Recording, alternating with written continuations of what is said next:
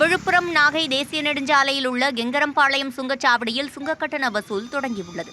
விழுப்புரம் நாகை இடையே 194 கிலோமீட்டர் தூரத்திற்கு 6431 கோடி ரூபாய் மதிப்பீட்டில் தேசிய நெடுஞ்சாலை அமைக்கப்பட்டுள்ளது.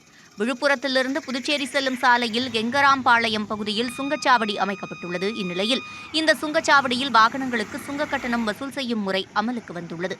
சாலை பணிகள் இன்னும் நிறைவடையாத நிலையில் முன்னறிவிப்பில்லாமல் சுங்கக்கட்டணம் வசூல் செய்யப்படுவதாக வாகன ஓட்டிகள் தெரிவிக்கின்றனர்.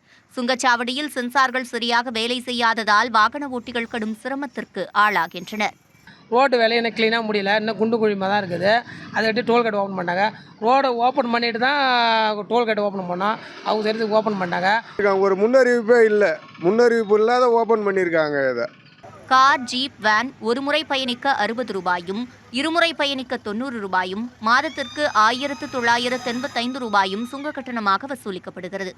வணிக உபயோகமல்லாத உள்ளூர் வாகனங்களுக்கு மாதாந்திர சுங்க கட்டணமாக 340 ரூபாய் நிர்ணயிக்கப்பட்டுள்ளது.